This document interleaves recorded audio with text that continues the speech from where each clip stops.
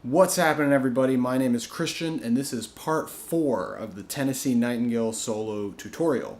If you missed part 3, feel free to click this link right here, which will take you to that, and you can recap everything that we've done so far through this solo.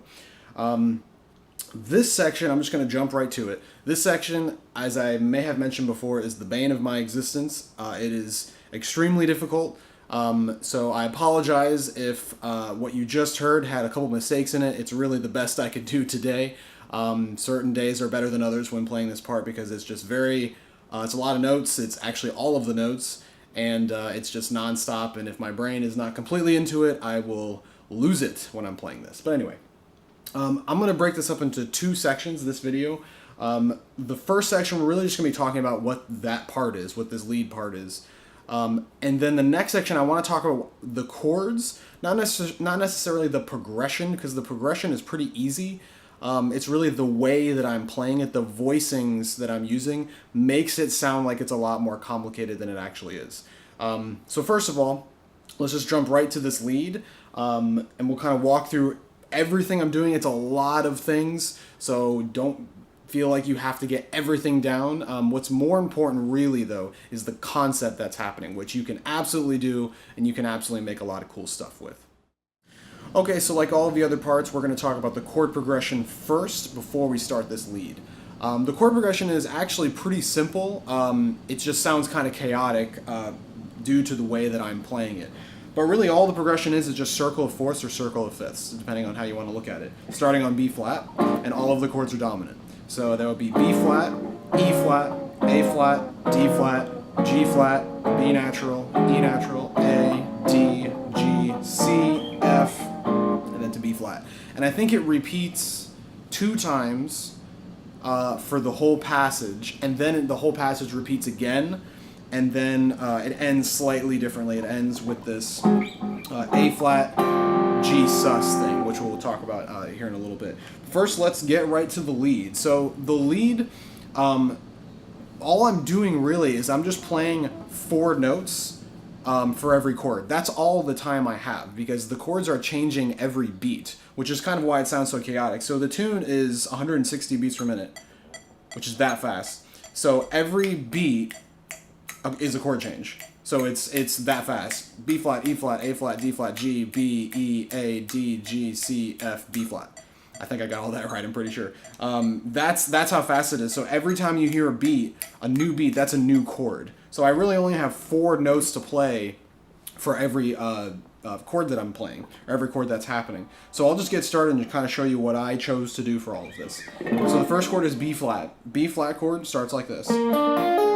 Right, pretty simple. Just up a B flat major triad and then adding the flat 7. So 1, 3, 5, 7. That's all that is. The next chord is E flat, which is starting on the 3rd. Right, so 3, 2, 1, 7 of E flat dominant. Okay, then it's A flat, and that's just the 3rd root 7, 5 of A flat. So far, B flat, E flat, A flat.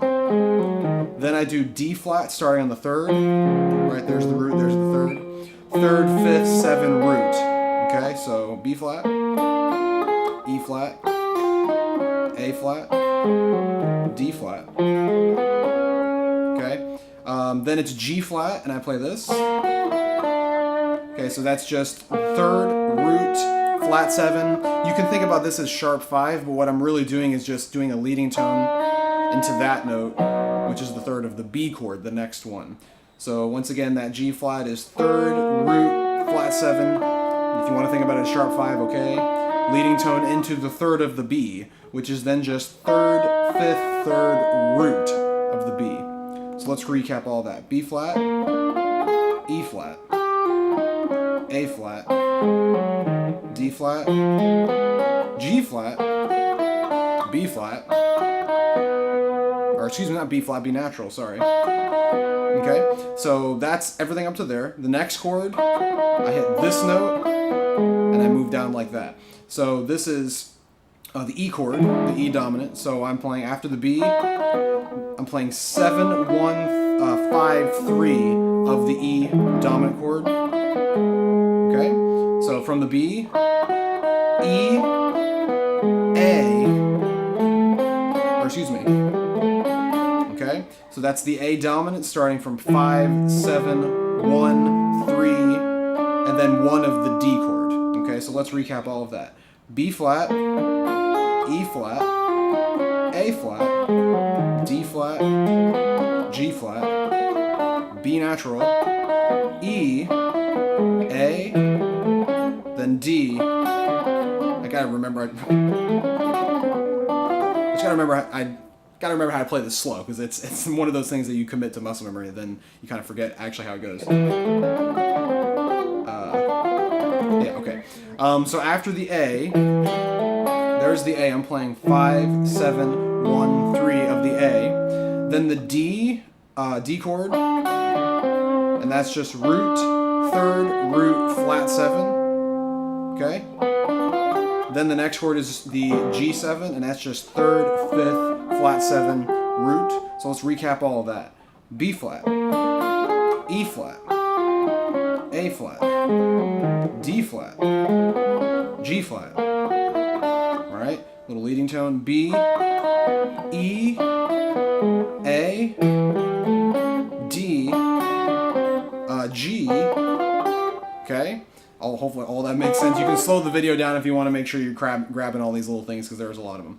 G, then we have, I gotta remember it.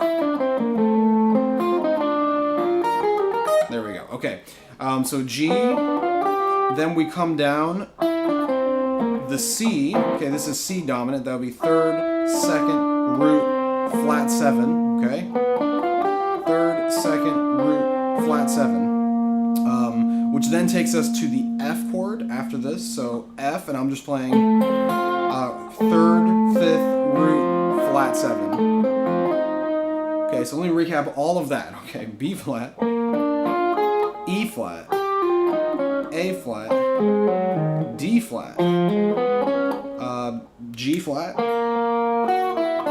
B natural, E natural, A, D, G, C, F. Okay, I'm trying to keep my sanity here. There's the F, the B flat.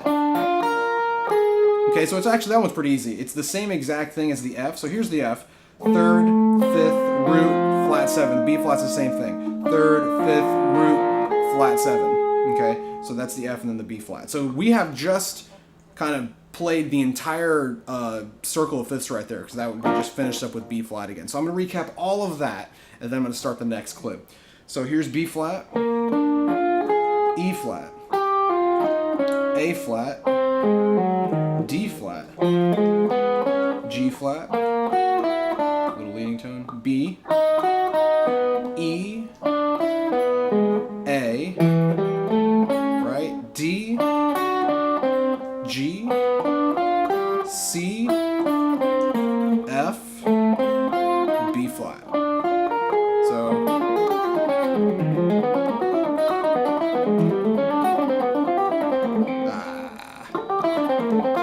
there we go.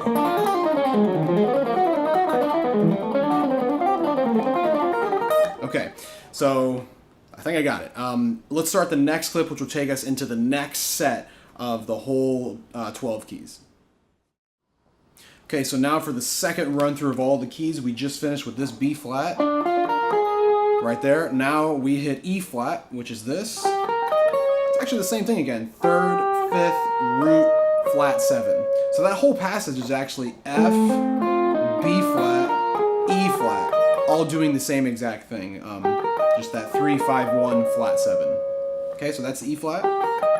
Then we have descending, just a simple arpeggio, 3, 1, 5, 3 of the A flat chord. Okay, so E flat, A flat. All right. Next is the D flat, and I just slap a fret, walk up the triad. 1, 3, 5. Do a little sharp 5, which is really just a leading tone into the third of the G flat. So that's E flat, A flat, D flat. G flat is just simply 3, 2, 1, flat 7. Okay, so E flat, A flat, D flat, G flat. So if I play that smoother. Okay. After the G flat, we now move to the B and we play third root flat 7. Kind of an odd fingering. I should probably do that, honestly. Probably easier. But I'm doing that. I'm doing third root flat 7, sharp 5, which is just another leading tone into the G sharp of the E chord. So let's recap that. E flat, A flat, D flat, G flat, B natural, right? Then the E natural is just this, and that's third, fifth, root, second. Okay, that's the E. Then the A is right after, just like this. Okay, so that feels like a very flowing line. So E, the A is the flat 7, root, third, fifth. Let's recap all of that. E flat, A flat, D flat, G flat, B, E, A. Okay, it's that little A. E to A. It's a very flowing lick. Then D is just third, root, flat 7, sharp 5. You'll hear that sharp 5 a lot because it's a great leading tone into the third of the next chord, which is why I do it all the time. So that's just third, root, flat 7, sharp 5, into the third of the G. So I'll recap everything in a second. Let's just keep going. G is just going to be, oh yeah, that's right. That's what it is. So I hit the G, the third of it. Very simple passage. I've done this many times. That's just third, second, root, flat 7. Okay. So from the D, G, C is just back a fret. E, so the third, root, flat 7, fifth. So that passage. D, G, C. Then for the F, there it is. That's the third, root, second, third, root of the B flat. At this point, the entire thing starts over. So let me recap from the B flat in the middle. That would be like this. B flat, right? E flat, A flat, D flat, G flat, B natural, E natural, A, D, G, C, F to B flat. So let me play that kind of the whole thing from the middle B flat.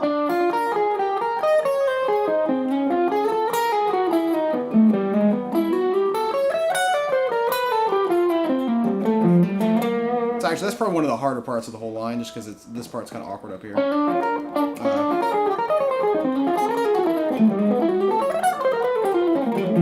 As you can see, that last part is a little tough. So that's the whole thing, really. Then I'm going to do one more little clip just describing the end of the entire phrase, because it's slightly different how it ends once you get up to here. This is like the first ending. The second ending is slightly different, so let's just get to that here real quick. Okay, so now for this little second ending here, right at the very tail end of this whole passage. So if you recall, we just ended with this D right here, which took us to the beginning, okay? So if I just play everything from this middle B right here, B flat, I'll show you where that D is. So the B flat, E flat, A flat, D flat, G flat, B, E, A, D. Okay, so the first time we played D into the G, and we're doing this. C, F, start the whole thing over. But we're not doing that now. We're playing, this is the second time after the whole thing repeats. We play D, instead of hitting this note, It's the same note. Instead of hitting that third of G with your ring finger, you're hitting with your pointer finger, which takes us to this lick. New kind of set of licks, which just finishes up the whole thing. So that's the D into the G, so third root, third root, flat 7, sharp 5, then into this descending C arpeggio. Okay, so that's third root, 5th, 3rd. Okay, so from the G, B, G, F, D sharp, and the C chord, E, C, G, E. Okay. Then for the F, I jump up to the root of the F and just play that. I'm playing F, A, C, E flat, so 1, 3, 5, 7 of F. Come down the same little arpeggio, just back a fret. This is now B flat. Okay, so let me recap all of that. Here's the G, C, F, B flat. I do the exact same thing with the E flat into the A flat. Okay, same exact lick. It's the same fingering and everything, just back 2 frets. So F, 1, 3, 5, 7, then down 3, 1, 5, 3 of B flat, then 1, 3, 5, 7 of the E flat, down 3, 1, 5, 3 of the A flat. And that takes us, if I can hit that note, that takes us to the very last note of the whole thing, was just a G, and then I bend up to the G up top, and that takes us to this, see if I can play it. Takes us to the next lick, which I'll do in the next part. So, that's a lot of stuff. I'm going to play the whole thing. I'm going to try not to screw up and play the whole thing slow so you can kind of replay this part of the video or slow it down and follow along with me to make sure you got everything. So here we go. This is from the beginning. I'm not going to call off the chords. I'm just going to play it. Here we go.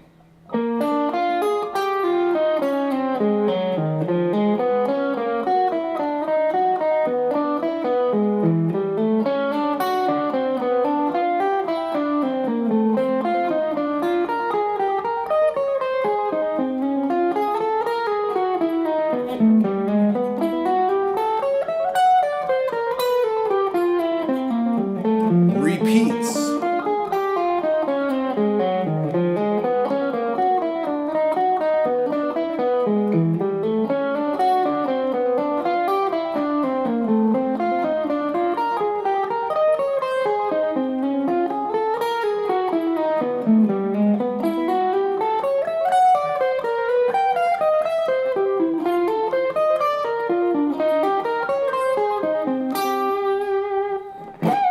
And that's the whole entire thing, and you saw how I kind of changed the ending here when I got to that D the second time through. So that's that whole thing. Leave in the comment section if there's anything you need me to do to kind of describe that further. It's honestly just a really involved, a lot of notes. Literally every note is happening multiple times. So you just gotta practice it. It's a cool little exercise, cool little warm up. One thing that's more important in my opinion, yeah, you can play this whole thing, get it down and all that stuff, and that's fine. What I would rather you do is come up with your own sequence, just like this, that follows the 12 or the all 12 keys circle of fifths sort of thing.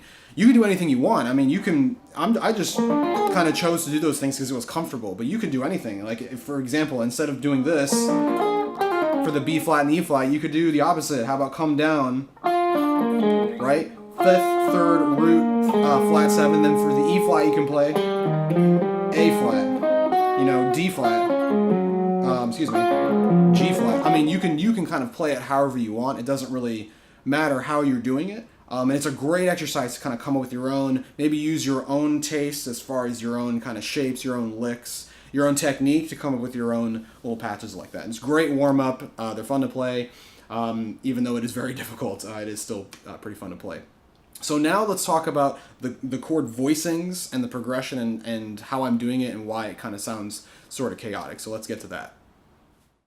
Okay, so as far as the chord voicings are, like you already know, the whole thing is circle of fifths, but the way that I'm arranging the bass line and the voicings kind of makes it sound a little more chaotic. So the very first part that happens where it's really just kind of solo guitar with these hits, like that, I'm playing every one, so whatever, 1, 2, 3, 4, fifth chord every time, so so on and so forth.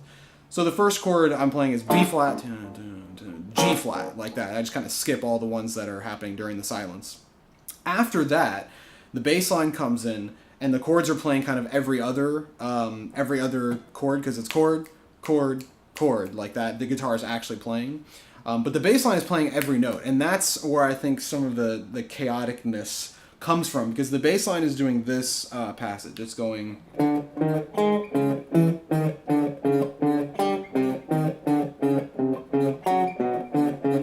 so on and so forth.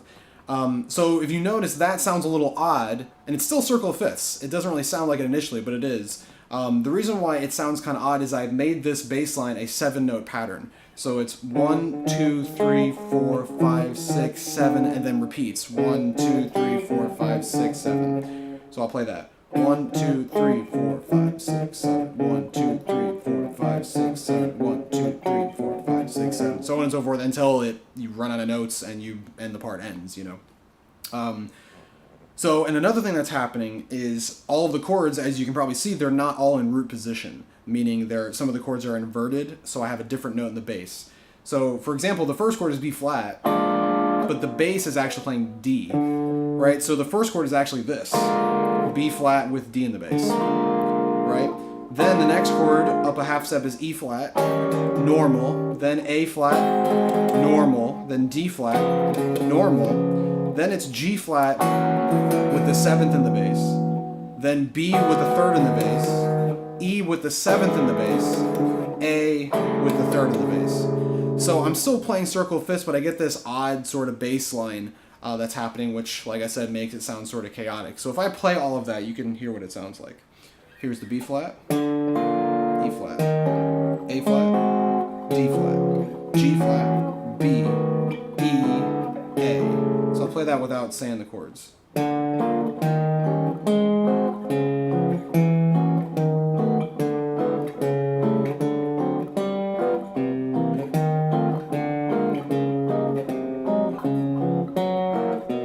Excuse me. And it just repeats over and over again, pretty much, until the whole thing ends. The whole thing ends like this. It ends with like an A flat dominant and then a G sus, which that's where I just hit that and do the bend. That's the G sus right there. Eventually G dominant, and then it's a C minor, which takes us to the next section. So that's pretty much it.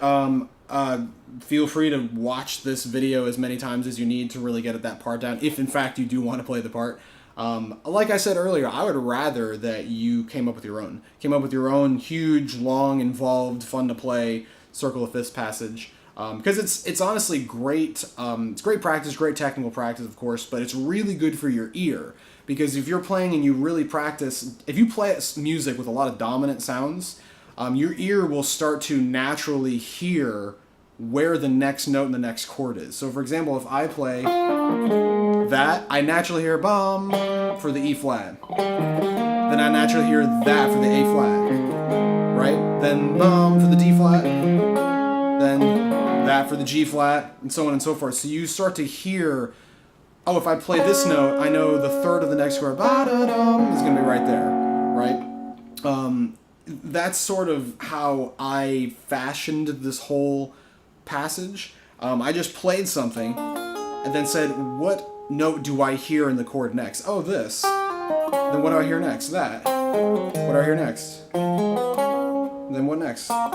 So I just kind of thought, what note am I hearing, and how does that note function in the chord? And then that kind of allowed me to just smooth through everything else. And I tried to make it flowing pretty well. I didn't want to have too many kind of jumpy parts. I wanted to have a nice kind of flowing motion. So that's pretty much it. That's that circle of fifths bridge section of the tune. So we have a couple more sections to go to, so stay tuned for those. Please leave a comment in the comment section. Let me know if you would like to see me do anything else, and I will see you next time. Take care.